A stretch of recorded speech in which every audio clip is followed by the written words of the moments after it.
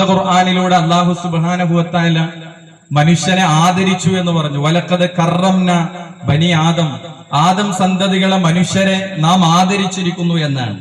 ഇവിടെ നമ്മൾ മനുഷ്യരോട് സംവദിക്കാൻ കാരണം എന്താണ്? നമ്മൾ മനുഷ്യരോടാണ് ധാർമ്മികതയെ കുറിച്ച് പറയുന്നത്, നന്മയെ പറ്റി പറയുന്നത്, മരണാനന്തര ജീവിതത്തെയും അവിടുത്തെ സ്വർഗത്തെയും നരകത്തെയും പരലോകത്തെ പറ്റിയും പറയുന്നത് എന്തുകൊണ്ട് മനുഷ്യനോട് പറയുന്നു എന്നതിന്റെ ഉത്തരമാണ് മരണാനന്തരം ഒരു ജീവിതമുണ്ട് എന്നതുകൊണ്ടാണ് മനുഷ്യനോട് ഈ കാര്യങ്ങൾ നമ്മൾ സംസാരിക്കുന്നത്. ഇവിടെ നമുക്കറിയാം, മനുഷ്യൻ ചെയ്യുന്ന ധാരാളം കുറ്റകൃത്യങ്ങൾ, നമ്മുടെ നാട്ടിൽ പല കുറ്റകൃത്യങ്ങളും നമ്മൾ കണ്ടുകൊണ്ടിരിക്കുകയാണ്.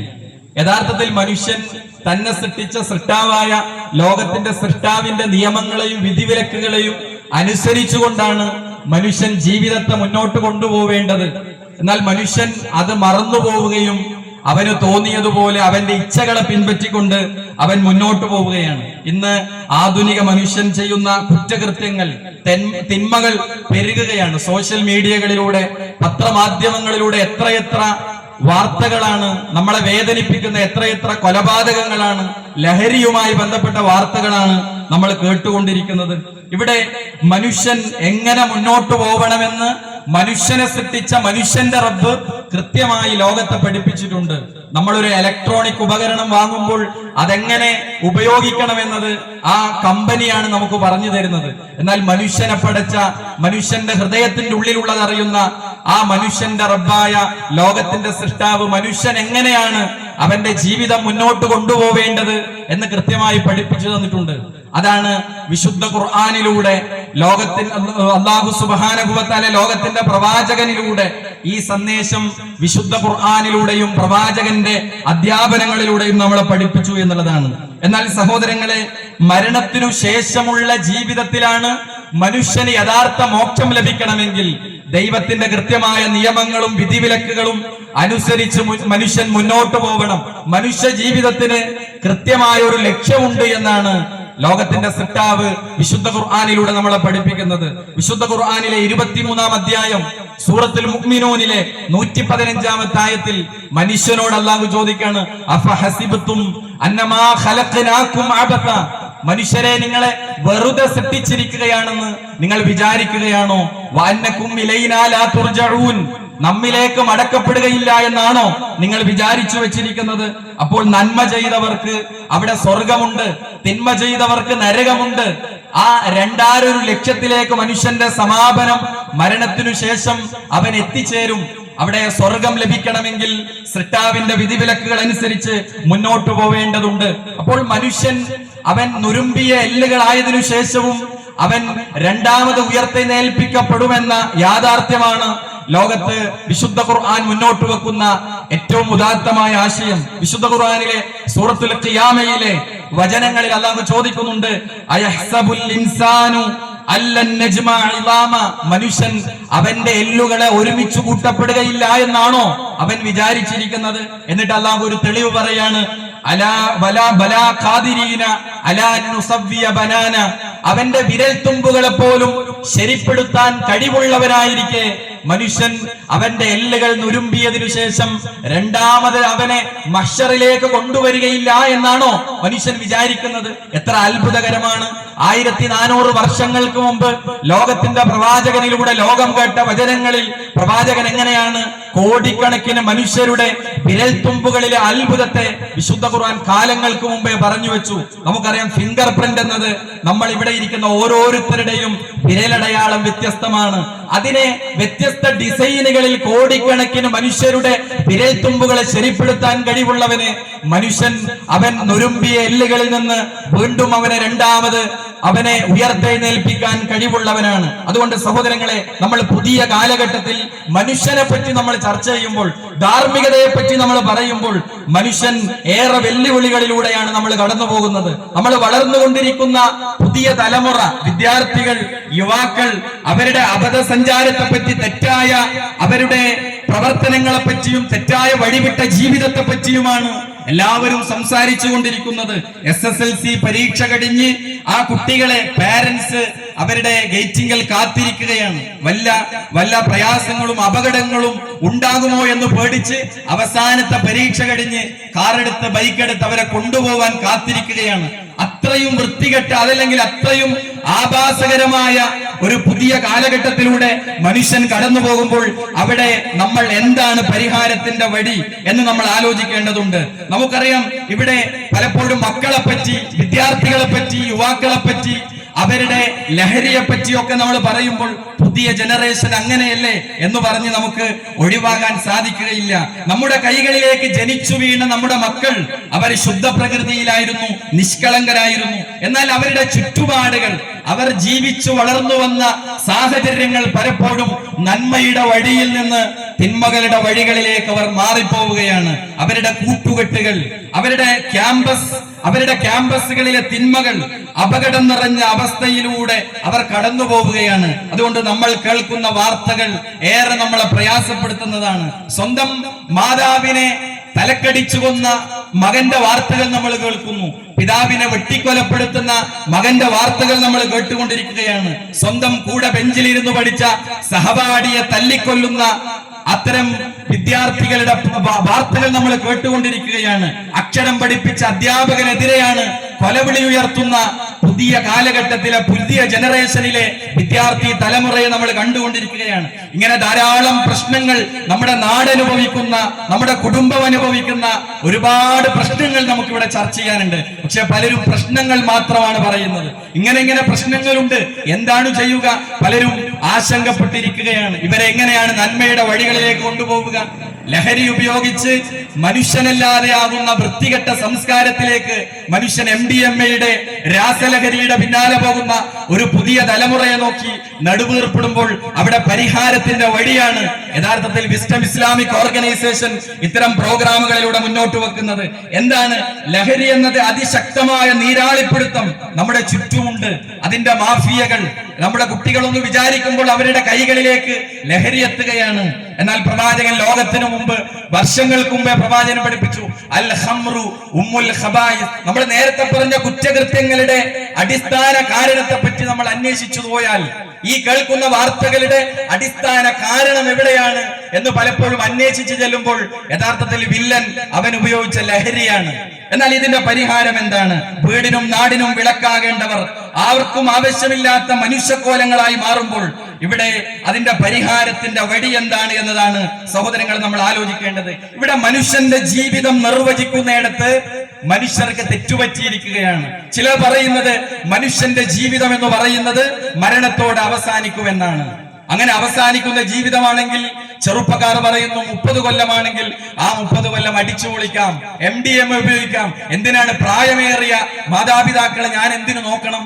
കാരണം അവൻ പറയുന്നത് ഇവിടുത്തെ പൂച്ചയെ പോലെ, പട്ടിയെ പോലെ, നായെ പോലെ അവൻ ഈ മണ്ണിന്റെ ഭാഗമായി ചത്താൽ കഴിഞ്ഞു എന്ന് പറയുന്നവർ യഥാർത്ഥത്തിൽ ജീവിതം എൻജോയ്മെന്റ് ആണ്, ആഘോഷമാണ്, അത് ആനന്ദിക്കലാണ് എന്ന് പറയുന്ന ഒരു തെറ്റായ പ്രവണത നമ്മുടെ ചെറുപ്പക്കാരിൽ വളർന്നുകൊണ്ടിരിക്കുകയാണ്. അതുകൊണ്ട് തന്നെ ഒന്നാമത് പ്രിയമുള്ള സഹോദരങ്ങളെ, സഹോദരിമാരെ, എനിക്ക് നിങ്ങളുടെ മുമ്പിൽ വെക്കാനുള്ളത് പരിഹാരത്തിന്റെ വഴി എന്താണ് എന്ന് ചോദിച്ചാൽ മതമാണ് യഥാർത്ഥത്തിൽ പരിഹാരം. ഈ അധാർമിക പ്രവർത്തനങ്ങളുടെ പരിഹാരം അത് യഥാർത്ഥത്തിൽ മതത്തിനു പറയാൻ കഴിയുമെന്നതാണ്. ആത്മീയതയിലൂടെ മാത്രമേ ഇത്തരം തെറ്റായ കാര്യങ്ങളെ പ്രതിരോധിക്കാൻ നമുക്ക് കഴിയുകയുള്ളൂ. ഇവിടെ പറയുന്ന സ്വതന്ത്രവാദികൾ, ലിബറൽ വാദികൾ, മതനിരാസത്തിന്റെ ആളുകൾക്ക് ഈ നന്മകളുടെ വഴി പറയാൻ അവർക്ക് കഴിയുമോ? ഇല്ല. പലപ്പോഴും അവരാണ് പുതിയ തലമുറയെ നശിപ്പിച്ചിരിക്കുന്നത്. അതുകൊണ്ട് തന്നെ ഇവിടെ നമുക്ക് പരിഹാരത്തിന്റെ വഴി തേടുമ്പോൾ യഥാർത്ഥത്തിൽ 1400 വർഷങ്ങൾക്ക് മുമ്പ് ഏറ്റവും ജാഹിലിയത്തിന്റെ ഏറ്റവും പടുകുഴിയിൽ ഉണ്ടായിരുന്ന ഒരു സമൂഹത്തെ പരിവർത്തിപ്പിച്ചെടുത്ത ഒരു ചരിത്രം ഇസ്ലാമിന് പറയാറുണ്ട്. എന്താണ്? ജാഹിലിയ അറബികൾ. ചരിത്രകാരന്മാർ ഡാർക്ക് ഏജ് എന്നാണ് വിശേഷിപ്പിച്ചത്. എന്ന് പറഞ്ഞാൽ ഇരുണ്ട യുഗം, സംസ്കാരമില്ലാത്ത ഒരു കാലഘട്ടത്തിൽ മഹാനായ ലോകത്തിന്റെ പ്രവാചകൻ അവരിൽ വലിയ മാറ്റങ്ങൾ ഉണ്ടാക്കിയത് എങ്ങനെയാണ്? ജാഹിലിയത്തു എന്ന് പറയുന്നത് മുന്തിരിവള്ളിയുടെ ചുവട്ടിൽ കുടിച്ചിടണമെന്ന് അന്ത്യാഭിലാഷം പറഞ്ഞവരെ ജാഹിലിയത്തിൽ നമുക്ക് കാണാം. അതേപോലെ തന്നെ ഒട്ടകം തന്റെ തൊട്ടടുത്ത ഗോത്രത്തിന് തയ്യാറാക്കിയ ആ വെള്ളത്തടാകത്തിൽ നിന്ന് മോന്തി കുടിച്ചതിന്റെ പേരിൽ വർഷങ്ങളോളം യുദ്ധം ചെയ്ത അറബികൾ, ജാഹിലിയ അറബികൾ, തനിക്ക് ജനിച്ചത് പെൺകുഞ്ഞാണെന്നറിഞ്ഞപ്പോൾ ചില ഗോത്രങ്ങൾ ചെയ്തത് അവരെ ജീവനോടെ കുടിച്ചുമൂടിയിരുന്ന ഒരു കാലഘട്ടത്തിൽ ജീവിച്ച, ഇരുണ്ട യുഗത്തിൽ, ഡാർക്ക് ഏജ് എന്ന് പറയുന്ന ഒരു കാലഘട്ടത്തിൽ ജീവിച്ച ആ മനുഷ്യരെ ലോകത്തിന്റെ പ്രവാചകൻ മുഹമ്മദ് നബി സല്ലല്ലാഹു അലൈഹി വസല്ലം ലോകത്തെ ഏറ്റവും മാതൃകയുള്ള ഒരു ജനപദമായി അവരെ മാറ്റി. വിശുദ്ധ ഖുർആൻ അത് പറയുന്നുണ്ട്. സൂറത്തുൽ ജുമുഅയിലൂടെ വിശുദ്ധ ഖുർആൻ അത് പറയുന്നുണ്ട്. എങ്ങനെയാണ് മാറ്റം സാധ്യമായത്? വിശുദ്ധ ഖുർആൻ പറഞ്ഞു, ഹുവല്ലദീ ബഅസ ഫിൽ ഉമ്മിയ്യീന റസൂലൻ മിൻഹും. അതെ, അവരിൽ നിന്നു തന്നെയുള്ള ഒരു പ്രവാചകൻ, നിരക്ഷരനായ ഒരു പ്രവാചകനെ അവരിലേക്ക് നാം അയച്ചു, നിയോഗിച്ചു. യത്ലു അലൈഹിം ആയാതിഹി വയുസക്കീഹിം. എങ്ങനെയാണ് അവരെ സംസ്കരിച്ചത്? ആ ഒരു രീതിശാസ്ത്രത്തെയാണ് നമ്മൾ പരിശോധിക്കുന്നത്. നമ്മുടെ നാട്ടിൽ നമ്മൾ അനുഭവിക്കുന്ന എല്ലാ പ്രശ്നങ്ങൾക്കുമുള്ള പരിഹാരത്തിന്റെ വഴി ലോകത്ത് പ്രവാചകൻ ചരിത്രത്തിലൂടെ കാണിച്ചു തന്നു. ഡാർക്ക് ഏജ് എന്ന് വിളിക്കുന്ന ആ ഇരുണ്ട കാലഘട്ടത്തിലെ അറബികളെ ഏറ്റവും നന്മയിൽ കുൻതും ഖൈറ ഉമ്മ എന്നാണ് ഖുർആൻ അവരെ ഒരു സ്ഥലത്ത് വിളിച്ചത്. ആരായിരുന്നു? തീർത്തും സംസ്കാര ശൂന്യരായിരുന്ന അറബികൾ. അവിടെയാണ് വിശുദ്ധ ഖുർആൻ പറഞ്ഞത്, വഇൻ കാനൂ മിൻ ഖബ്ലു ലഫീ ദലാലിൻ മുബീൻ. ഏറ്റവും വഴിപിഴച്ചിരുന്ന ഒരു സമൂഹത്തെയാണ് പ്രവാചകൻ പരിവർത്തിപ്പിച്ചത്. എങ്ങനെയാണ് പ്രവാചകൻ അവരെ മാറ്റിയെടുത്തത്? അതാണ് വിശുദ്ധ ഖുർആൻ പറഞ്ഞത്, യത്ലു അലൈഹിം ആയാതിഹി വയുസക്കീഹിം വയുഅല്ലിമുഹുൽ കിതാബ വൽ ഹിക്മ. അവിടെ വിശുദ്ധ ഖുർആൻ എന്ന വേദഗ്രന്ഥം അവരിലേക്ക് ഓതിക്കൊടുത്തു. അതേപോലെ പ്രവാചകന്റെ അധ്യാപനങ്ങൾ അവർക്ക് പറഞ്ഞു കൊടുത്തു, പഠിപ്പിച്ചു കൊടുത്തു. അങ്ങനെ അവരെ സംസ്കരിച്ചെടുത്തു എന്നാണ്. അതാണ് വിശുദ്ധ ഖുർആൻ മാറ്റത്തിന്റെ വഴി പറയുന്നത്. അതുകൊണ്ട് തന്നെ ആ അറബികളെ മാറ്റിയെടുത്ത ഏതൊരു വിശ്വാസമാണോ, ഏതൊരു കാര്യമാണോ, ആ കാര്യം കൊണ്ടേ ഇന്നത്തെ തലമുറയിലും നമുക്ക് മാറ്റങ്ങൾ ഉണ്ടാക്കാൻ സാധ്യമാവുകയുള്ളൂ എന്നാണ്. അവിടെ ആ മാറ്റത്തിന്റെ യഥാർത്ഥ വിശ്വാസം എവിടെയാണ്? ആ വിശ്വാസത്തിലേക്ക് നമ്മൾ എത്തുമ്പോൾ മനുഷ്യരെ എല്ലാവരെയും സൃഷ്ടിച്ച ആ സൃഷ്ടാവ് അവൻ ഏകനാണെന്ന വിശ്വാസം, അതായിരുന്നു ലോകത്ത് പ്രവാചകന്മാരെല്ലാം അവരുടെ സമൂഹങ്ങളോട് പറഞ്ഞത്. ആ സൃഷ്ടാവിനെ മാത്രമാണ് നിങ്ങൾ ആരാധിക്കേണ്ടത്.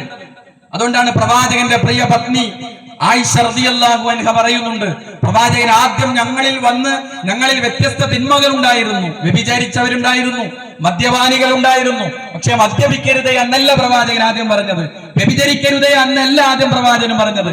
മറിച്ച് ലോകത്തിന്റെ സൃഷ്ടാവായ പടച്ച തമ്പുരാനെ പറ്റി പ്രവാചകൻ ആദ്യം മക്കയിലെ അറബികൾക്ക് പഠിപ്പിച്ചു കൊടുത്തു.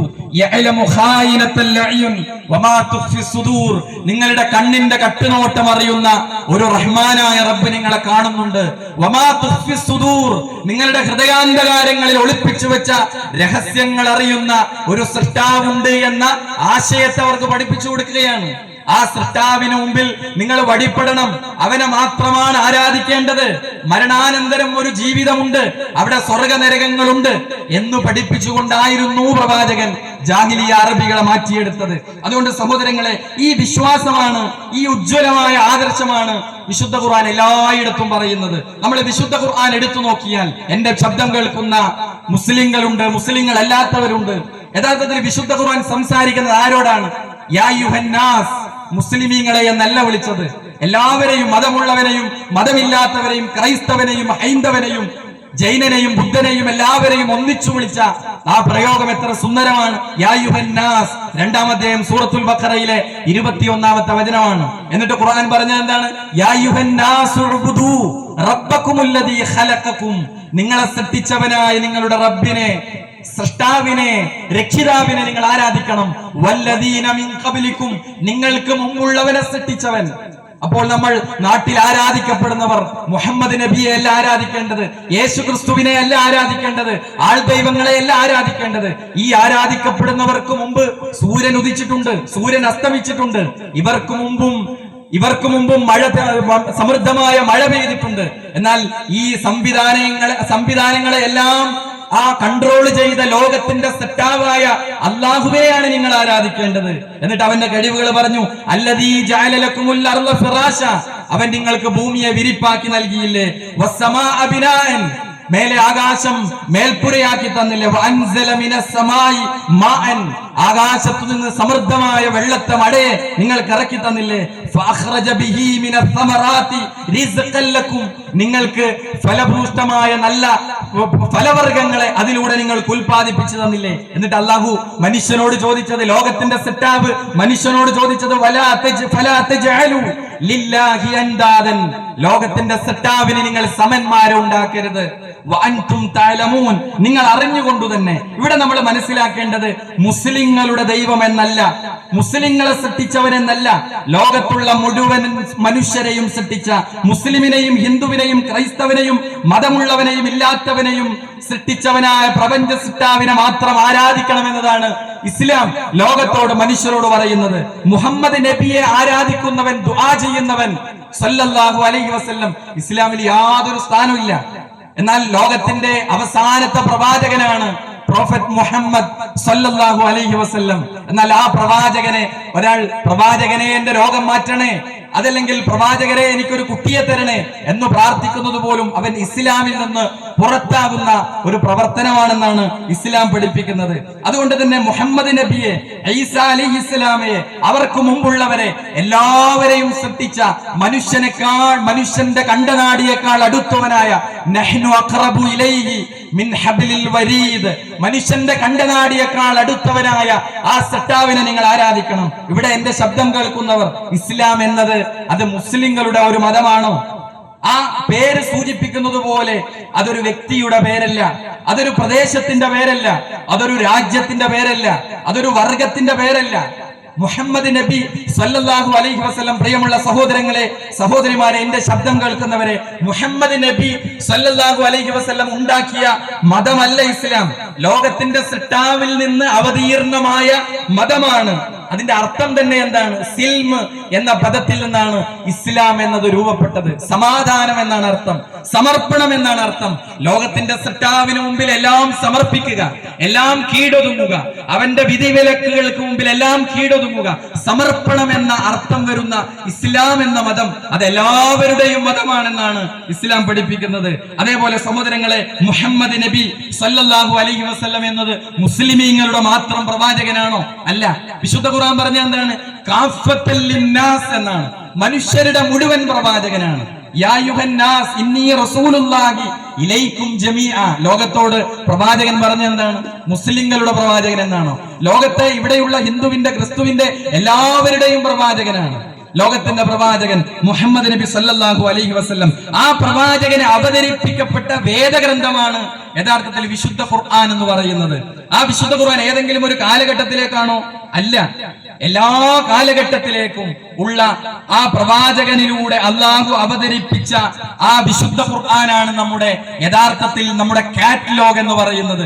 മനുഷ്യൻ എങ്ങനെയാണ് മുന്നോട്ട് പോവേണ്ടത് എന്ന് പഠിപ്പിക്കുന്നത് വിശുദ്ധ ഖുർആനിലൂടെയാണ്. അള്ളാഹു എന്ന് പറയുമ്പോൾ പലപ്പോഴും ആളുകൾ തെറ്റിദ്ധരിച്ചിരിക്കുന്നത് ഇത് മുസ്ലിമീങ്ങളുടെ അള്ളാഹു എന്നത് മുസ്ലിങ്ങളുടെ ഒരു കുലദൈവത്തിന്റെ പേരാണോ? ഒരിക്കലുമല്ല. അള്ളാഹു എന്ന് പറയുന്നത് സൃഷ്ടാവിന്, സാക്ഷാൽ ആരാധ്യന് അറബിയിൽ പറയുന്ന പേരാണ്. അൽ ഇലാഹ്, സാക്ഷാൽ ആരാധ്യൻ എന്നതിന് അല്ലാഹു എന്നതാണ് ബൈബിളിൽ കൊടുത്ത അറബിയിലെ വേർഡ്. അല്ലാഹു എന്നതാണ്. അപ്പോൾ എല്ലാവരുടെയും റബ്ബിനെയാണ് നമ്മൾ യഥാർത്ഥത്തിൽ അല്ലാഹു എന്ന് പറയുന്നത്. ലോക സൃഷ്ടാവ്, ഈ ലോകത്ത് മനുഷ്യൻ വന്നത് മുതൽ, ആദിമ മനുഷ്യനായ ആദം നബി അലൈഹിസ്സലാം മുതൽ അല്ലെ, നമ്മളൊന്ന് ആലോചിച്ചു നോക്കിയേ, മനുഷ്യന്റെ ആ സാഹോദര്യം, മാനവിക കാഴ്ചപ്പാട് ഇസ്ലാം എത്ര മനോഹരമായാണ് സമൂഹത്തെ പഠിപ്പിച്ചത്. നിങ്ങൾ വിശുദ്ധ ഖുർആൻ എടുത്തു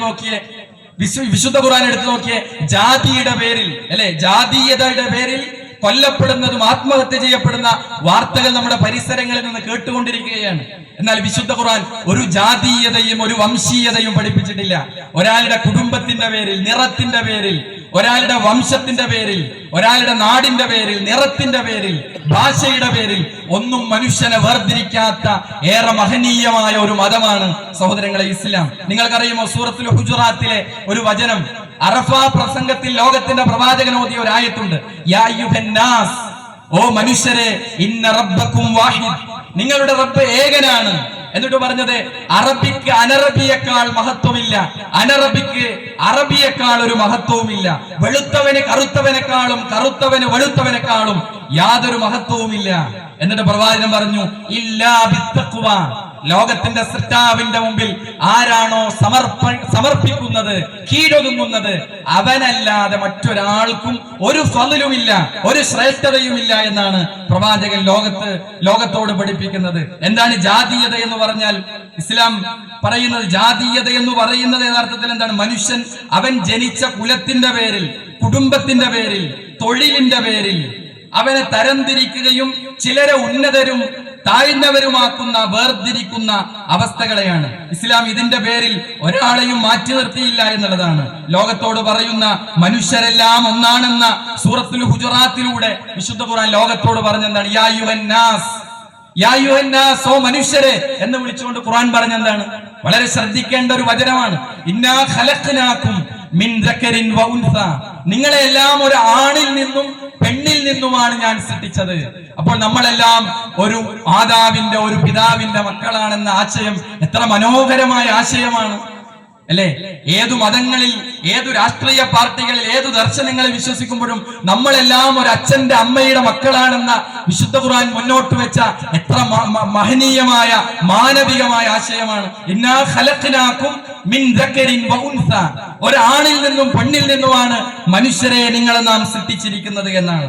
എല്ലാവരും ഒരുപോലെയാണ് എന്ന ഒരു യാഥാർത്ഥ്യമാണ് മനുഷ്യനെ അള്ളാഹു പഠിപ്പിച്ചത്. എന്നിട്ട് അതിൽ പഠിപ്പിച്ചു, ഇന്നാ ഖലഖ്നാകും മിൻ ദക്കരിൻ വ ഉൻസ ഇന്ന അക്രമക്കും ഇൻദല്ലാഹി അത്ഖാകും. എന്നാൽ അള്ളാഹുവിന്റെ മുമ്പിൽ, ലോകത്തിന്റെ സൃഷ്ടാവിന്റെ മുമ്പിൽ ആരാണ് ഏറ്റവും മഹനീയൻ, ആരാണ് ഏറ്റവും ഉന്നതൻ? അത്ഖാകും, ലോകത്തിന്റെ സൃഷ്ടാവിനെ അനുസരിച്ചു ജീവിക്കുന്നവൻ ആരാണോ അവനാണ് ഏറ്റവും നല്ല വ്യക്തി എന്നാണ് വിശുദ്ധ ഖുർആൻ മുന്നോട്ട് വെക്കുന്ന ആശയം. നമ്മുടെ ഒരു കളറ് കുറഞ്ഞു പോയതിന്റെ പേരിൽ നമ്മൾ ഒരു സഹോദരനെയും, ഒരു ഉമ്മയുടെ ഗർഭപാത്രത്തിൽ കിടന്ന ഒരു ഉമ്മയുടെ മക്കൾ ഒരാളും ഒരു കളറ് കുറഞ്ഞതിന്റെ പേരിൽ ഒരാളെ നമ്മൾ അധിക്ഷേപിക്കാറില്ല. എന്നാൽ നമ്മളെല്ലാം ഒരു പിതാവിന്റെ, ഒരു മാതാവിന്റെ മക്കളാണ് എല്ലാ മനുഷ്യരും എന്ന ഇസ്ലാമിന്റെ ഏറ്റവും സുന്ദരമായ കാര്യം. മഹാനായ പ്രവാചകൻ സല്ലല്ലാഹു അലൈഹി വസല്ലം മക്ക വിജയിച്ചടക്കുന്ന സമയത്ത് പ്രവാചകൻ ബോധപൂർവം ചെയ്ത ഒരു പ്രവർത്തനം ചരിത്രത്തിലേറെ അത്ഭുതകരമായ ഒരു കാര്യമാണ്. മക്ക വിജയിച്ചടക്കുകയാണ് പ്രവാചകൻ കഅബാലയത്തിന്റെ മുകളിൽ കയറി ആരാണ് ബാങ്ക് കൊടുക്കേണ്ടത്? പ്രവാചകൻ ഏറ്റവും മഹോന്നതരായ സ്വഹാബികൾ പ്രവാചകന്റെ സമീപമുണ്ട്. മഹാനായ അബൂബക്കർ സിദ്ദീഖ് റളിയല്ലാഹു അൻഹു, ഉമർ ബിൻ ഖത്താബ് റളിയല്ലാഹു അൻഹു, ഉസ്മാൻ ബിൻ അഫ്ഫാൻ റളിയല്ലാഹു അൻഹു, അലി ബിൻ അബി ത്വാലിബ് റളിയല്ലാഹു അൻഹു, എത്ര സ്വഹാബികളാണ്. പ്രവാചകൻ സല്ലല്ലാഹു അലൈഹി വസല്ലം ആൾക്കൂട്ടത്തിലേക്ക് വന്നു. പ്രവാചകൻ ചോദിച്ച ചോദ്യം എന്താണ്? ആരെ പറ്റിയാണ് പ്രവാചകൻ അന്വേഷിച്ചത്? ഐന ബിലാൽ, ബിലാലിനെ പറ്റി നമ്മൾ കേട്ടിട്ടില്ലേ? കറുത്തവനായ, അടിമയായ ബിലാലിനെ റസൂലുള്ളാഹി സ്വല്ലല്ലാഹു അലൈഹി വസല്ലം അന്വേഷിക്കുകയാണ്. എന്നിട്ട് പ്രവാചകൻ ബിലാലിനോട് കഅബാലയത്തിന്റെ മുകളിൽ കയറി ബാങ്ക് വിളിക്കാൻ, അദ്ദേഹം ചരിത്രത്തിൽ അറിയപ്പെടുന്നത് മുഅദ്ദിനുർ റസൂലുള്ളാഹ് എന്നാണ്, അള്ളാഹുവിന്റെ പ്രവാചകന്റെ ബാങ്ക് വിളിക്കാരൻ എന്നറിയപ്പെടുന്ന കറുത്തവനായ ബിലാലിനെ പ്രവാചകൻ കഅബാലയത്തിന്റെ മുകളിലേക്ക് കയറ്റുമ്പോൾ അദ്ദേഹം ചോദിക്കുന്നുണ്ട്, എങ്ങനെയാണ് ഈ ഉയരമുള്ള സ്ഥലത്തേക്ക് ഞാൻ കയറുക? പ്രവാചകൻ തന്റെ ഷോൾഡർ കാണിച്ചു കൊടുത്ത് ആ വെളുത്ത ശരീരത്തിൽ കറുത്തവനും വെളുത്തവനും തമ്മിൽ യാതൊരു വേർതിരിവുമില്ല എന്ന് പ്രവാചകൻ ലോകത്തോട് കാണിച്ചു കൊടുക്കുകയാണ്. ഇത്തരം മാതൃകകളിലൂടെ പ്രവാചകനോട് ബിലാൽ റളിയല്ലാഹു അൻഹു ചോദിക്കുന്നുണ്ട്, ഒട്ടകത്തിന്റെ കാഷ്ടം ചവിട്ടിയ കാലുകൾ നിങ്ങളുടെ പൂമേനിയിൽ ചവിട്ടുകയോ? പ്രവാചകൻ ചവിട്ടി കയറാൻ പറഞ്ഞ് ലോകത്തിനു മുമ്പിൽ അദ്ദേഹം ബാങ്ക് വിളിക്കാരനാവുകയാണ്. ഈ സമയത്താണ് വിശുദ്ധ ഖുർആനിലെ ഈ ആയത്ത് ഇറങ്ങിയതെന്നാണ് ചില പണ്ഡിതന്മാർ പറയുന്നത്. യാ അയ്യുഹന്നാസ് ഇന്നാ ഖലഖ്നാകും മിൻ ദക്കരിൻ വ ഉൻസ എന്ന് പറയുന്നത്. അതുകൊണ്ട് തന്നെ തഖ്വയുള്ളവർക്ക്, അല്ലാഹുവിന് മുമ്പിൽ എല്ലാം സമർപ്പിക്കുന്നവർക്കാണ് ദൈവത്തിന്റെ മുമ്പിൽ സ്വീകാര്യതയുള്ളത്. അത് കുലം നോക്കി, ജാതി നോക്കി, നിറം നോക്കി ഒരിക്കലും സ്ഥാനം കൂടുകയോ കുറയുകയോ ചെയ്തില്ല എന്നുള്ളത് ഖുർആൻ കൃത്യമായി പഠിപ്പിക്കുന്ന കാര്യമാണ്. അതുകൊണ്ട് തന്നെ ലോകത്ത് കടന്നു വന്ന പ്രവാചകന്മാരിലൂടെയെല്ലാം അല്ലാഹു സുബ്ഹാനഹു വ തആല ലോകത്തോട് പറഞ്ഞ ഈ ഇസ്ലാമിന്റെ സന്ദേശം യഥാർത്ഥത്തിൽ ലോകത്ത് പലരും, മീഡിയകൾ അതിനെ തെറ്റായി വ്യാഖ്യാനിച്ചിരിക്കുകയാണ്. ഇസ്ലാം എന്ന് പറയുന്നത് തീവ്രവാദമാണ് എന്ന് തെറ്റിദ്ധരിപ്പിച്ചിരിക്കുകയാണ്. ലോകത്ത് ഇസ്ലാം എന്ന് കേൾക്കുമ്പോൾ, പ്രവാചകൻ എന്ന് കേൾക്കുമ്പോൾ പലരുടെയും മനസ്സിൽ ഓടി വരുന്നത് തീവ്രവാദത്തിന്റെ, യുദ്ധത്തിന്റെ അത്തരം കാഴ്ചകളാണ് അവരുടെ മനസ്സുകളിൽ മിന്നുമറിയുന്നത്. ആരാണിത്? ഇവിടുത്തെ മീഡിയകൾ ബോധപൂർവം അവരുടെ മനസ്സുകളിൽ സൃഷ്ടിച്ചെടുത്തതാണ്. എന്നാൽ യഥാർത്ഥത്തിൽ ഇസ്ലാം പറയുന്നത്, ഇസ്ലാം പഠിപ്പിക്കുന്നത് എന്താണ്? ഒരാളെ അന്യായമായി കൊന്നാൽ, വിശുദ്ധ ഖുർആനിലെ സൂറത്തുൽ മാഇദയിലെ 32-ാമത്തെ ആയത്ത് എന്താ വിശുദ്ധ ഖുർആൻ പറഞ്ഞത്? മൻ ഖതല നഫ്സൻ ആരെങ്കിലും ഒരു നഫ്സിനെ അന്യായമായി കൊന്നുകളഞ്ഞാൽ, വധിച്ചു കളഞ്ഞാൽ, ബിഗൈരി നഫ്സിൻ ഔ ഫസാദിൻ ഫിൽ അർള്, ഭൂമിയിൽ ആരെങ്കിലും കുഴപ്പമുണ്ടാക്കിയാൽ, ഫകഅന്നമാ ഖതലൻ നാസ ജമീഅ, അവൻ മുഴുവൻ മനുഷ്യരെയും കൊന്നവനെ പോലെയാണ്. ആരെയാണ്? ഒരാളെ കൊന്നവൻ, നിരപരാധിയെ കൊന്നവൻ, അവൻ ലോകത്തുള്ള മുഴുവൻ മനുഷ്യരെയും കൊന്ന പോലെയാണ്. എന്നിട്ട് ഖുർആൻ പറഞ്ഞു, വമൻ അഹ്യാഹ, ആരെങ്കിലും ഒരാളെ ജീവിപ്പിച്ചാൽ, ഫകഅന്നമാ അഹ്യൻ നാസ ജമീഅ, അവൻ ലോകത്തുള്ള മുഴുവൻ മനുഷ്യരെയും ജീവിപ്പിച്ചവനെ പോലെയാണ്. അതുകൊണ്ട് സഹോദരങ്ങളെ, ഇതാണ് യഥാർത്ഥത്തിൽ ഇസ്ലാം പഠിപ്പിക്കുന്നത്. ഇസ്ലാമിനെ പറ്റി തെറ്റിദ്ധരിച്ചവർ, അവർ എവിടെയാണ് മുസ്ലിമീങ്ങളോ ഏതെങ്കിലും തെറ്റായ മീഡിയകൾ പ്രചരിപ്പിക്കുന്നതോ നമ്മൾ കേൾക്കുന്ന, നമ്മുടെ പരിസരത്ത് കേൾക്കുന്ന അത്തരം കാര്യങ്ങളുമാണോ ഇസ്ലാമിനെ പറ്റി നമ്മൾ മനസ്സിലാക്കേണ്ടത്? ഏതൊരു കാര്യത്തെ പറ്റിയും പ്രിയമുള്ള സഹോദരങ്ങൾ നമ്മൾ ചിന്തിച്ചു നോക്കിയേ, ഏതൊരു കാര്യത്തെ പറ്റിയും തെറ്റായ സോഴ്സുകളിലൂടെ നമുക്ക് കിട്ടുന്ന ഡാറ്റകൾ വെച്ചാണോ ഒരാളെയും ഒരു കൂട്ടായ്മയെയും ഒരു മതത്തെയും നമ്മൾ വിലയിരുത്തേണ്ടത്? ഒരിക്കലുമല്ല. അതിനെ അടിസ്ഥാനപരമായി പഠിപ്പിക്കപ്പെടുന്ന അതിന്റെ മൂലപ്രമാണങ്ങളിൽ നിന്നാണ്. അപ്പോൾ ഇസ്ലാമിക പ്രമാണങ്ങൾ എന്ന് പറയുന്നു. അപ്പോൾ വിശുദ്ധ ഖുർആൻ നമ്മൾ പഠിക്കാൻ തയ്യാറാവുക, പ്രവാചകന്റെ അധ്യാപനങ്ങൾ നമ്മൾ പഠിക്കുക, ലോകത്തിന്റെ പ്രവാചകന്റെ ജീവിതത്തെ നമ്മൾ പഠിക്കുക. അപ്പോൾ ഇസ്ലാം സമാധാനത്തിന്റെ മതമാണ്. ഒരു കൂട്ടിൽ നിന്ന് ഒരു പ്രാവിന്റെ കുട്ടിയെ പ്രവാചകന് സമ്മാനമായി നൽകിയ അനുചരനോട് പ്രവാചകൻ പറഞ്ഞത് എന്താണ്? എനിക്ക് ഈ സമ്മാനം വേണ്ട, ഈ കുട്ടിയെ, ഈ പ്രാവിന്റെ ഈ പക്ഷിക്കുട്ടിയെ, അതിന്റെ മാതാവ് ഏറെ സങ്കടപ്പെട്ട് നിൽക്കുന്നുണ്ടാകും, അതിനെ കൂട്ടിൽ കൊണ്ടുവന്ന് വെക്കുന്നതാണ് എനിക്ക് ഇതിനേക്കാൾ ഇഷ്ടമെന്ന് ലോകത്തോട് പഠിപ്പിച്ച പ്രവാചകൻ എങ്ങനെയാണ് തീവ്രവാദിയായി ചിത്രീകരിക്കപ്പെടുന്നത്? അതുകൊണ്ട് തന്നെ നിഷ്പക്ഷമായി പ്രിയമുള്ള സഹോദരങ്ങളെ, സഹോദരിമാരെ, ഇസ്ലാമിനെയും പ്രവാചകനെയും പറ്റി പഠിക്കാൻ നമുക്ക് സാധിക്കേണ്ടതുണ്ട് എന്നുള്ളതാണ്. എന്നാൽ ലോകത്ത് പ്രവാചകന്മാരിലൂടെ എല്ലാം, ലോകത്ത് ആദം നബി അലൈഹിസ്സലാം മുതൽ ആദിമ മനുഷ്യൻ ആദം നബി അലൈഹിസ്സലാമാണ്. അബുൽ ബഷർ ആദം നബി അലൈഹിസ്സലാം മുതൽ ലോകത്തെ എല്ലാ പ്രവാചകന്മാരും ലോകത്ത് വന്ന് സമൂഹത്തെ പഠിപ്പിച്ച, ഉത്ബുദ്ധരാക്കിയ വിഷയം എന്താണ്? ലോകത്ത് എല്ലാ പ്രവാചകന്മാരും ലോകത്ത് പറഞ്ഞ വിഷയം എന്താണ്? വിശുദ്ധ ഖുർആൻ പറയുന്നുണ്ട്, വമാ അർസൽനാക മിർ റസൂലിൻ ഇല്ലാ നൂഹി ഇലൈഹി അന്നഹു ലാ ഇലാഹ ഇല്ലാ അന ഫഅ്ബുദൂൻ, അല്ലാഹു മാത്രമാണ് ആരാധിക്കപ്പെടാൻ അർഹതയുള്ളവൻ എന്ന ആശയത്തെയാണ് ലോകത്ത് കടന്നു വന്ന 1 ലക്ഷത്തിലേറെ പ്രവാചകന്മാർ വ്യത്യസ്ത നാടുകളിലേക്ക്, വ്യത്യസ്ത ജനപദങ്ങളിലേക്ക് അവർ കടന്നു വന്നത്. വ്യത്യസ്ത തിന്മകൾ ചെയ്തവർ അവരുടെ സമൂഹത്തിൽ ഉണ്ടായിരുന്നു. പക്ഷെ ആദ്യം അവരോട് പറഞ്ഞത്, വ്യത്യസ്ത വിഗ്രഹങ്ങൾ ആരാധിക്കുന്നവർ, മനുഷ്യരെ ആരാധിക്കുന്നവർ, മരത്തെ ആരാധിക്കുന്നവർ, കല്ലിനെ ആരാധിക്കുന്നവർ, ചില ജീവികൾ ആരാധിക്കുന്നവർ, സൂര്യനെയും ചന്ദ്രനെയും നക്ഷത്രങ്ങളെയും ആരാധിക്കുന്നവർ, അഗ്നിയെ ആരാധിക്കുന്നവർ, അവരോടെല്ലാം ലോകത്ത് പ്രവാചകന്മാരെല്ലാം പറഞ്ഞത് എന്താണ്? യാ ഖൗമി ഇഅ്ബുദുല്ലാഹ മാ ലക്കും മിൻ ഇലാഹിൻ ഗൈറു, എന്റെ ജനങ്ങളെ, നിങ്ങൾ അല്ലാഹുവിനെ മാത്രം ആരാധിക്കുക, അവനല്ലാതെ യാതൊരു ദൈവവുമില്ല എന്ന ഏറ്റവും സമാധാനത്തിന്റെ ഒരു തീവ്രതയുമില്ലാത്ത ഒരു മതം അല്ലെ? ലാ ഇക്റാഹ ഫിദ്ദീൻ. ഇസ്ലാം പഠിപ്പിച്ചത്, ഇസ്ലാമിന്റെ വിശ്വാസികളോട് ഇസ്ലാം പഠിപ്പിച്ചത് ഈ കാര്യങ്ങൾ നമ്മൾ അറിഞ്ഞ ഈ സത്യത്തെ ആളുകളിലേക്ക് എത്തിച്ചു കൊടുക്കാനാണ്. നിങ്ങൾ ആളുകളിലേക്ക് നിങ്ങൾ മനസ്സിലാക്കിയ സത്യത്തെ എത്തിച്ചു കൊടുക്കുക.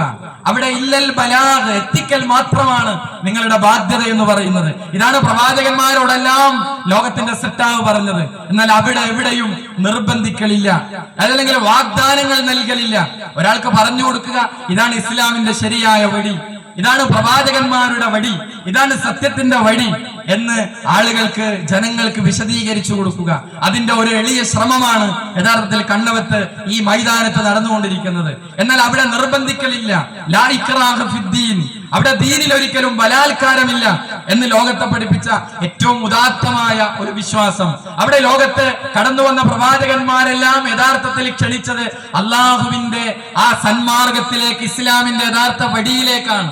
ആദം നബി അലൈഹിസ്സലാം അവിടെ സ്വർഗത്തിൽ നിന്ന് പുറത്താക്കപ്പെടുമ്പോൾ അല്ലാഹു സുബ്ഹാനഹു വ തആല ആ ആദം നബിയോട് പറഞ്ഞത്, ഫഇമ്മാ യഅതിയന്നകും മിന്നീ ഹുദൻ, എന്നിൽ നിന്നുള്ള മാർഗദർശനം നിങ്ങൾക്ക് വന്നു കിട്ടും, ഒരു ഹുദ വന്നു ചേരും, ഒരു സന്മാർഗത്തിന്റെ വഴി. അതായത് മരണാനന്തര ജീവിതത്തിൽ സ്വർഗത്തിലേക്ക്, സ്വർഗലോകത്തേക്ക് മനുഷ്യനെത്താനുള്ള സത്യത്തിന്റെ, സന്മാർഗത്തിന്റെ ആ വെളിച്ചത്തിന്റെ വഴി പ്രവാചകന്മാരെ നിങ്ങൾക്ക് വന്നു കിട്ടും. അത് വന്നു കിട്ടിയാൽ എന്തു ചെയ്യണം?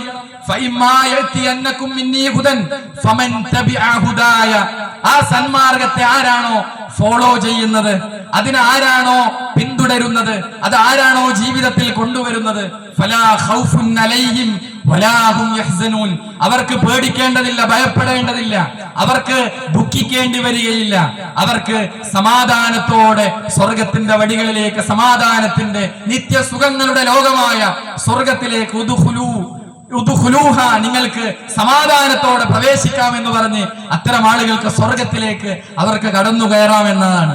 ഈ ഒരു ഹുദയിലേക്കാണ് യഥാർത്ഥത്തിൽ ആദം നബി അലൈഹിസ്സലാം മുതൽ ലോകത്തെ പ്രവാചകന്മാരെല്ലാം ക്ഷണിച്ചുകൊണ്ടിരുന്നത്. നമുക്കറിയാം, ആദം നബി അലൈഹിസ്സലാം കഴിഞ്ഞ് 10 തലമുറകൾ കഴിഞ്ഞു.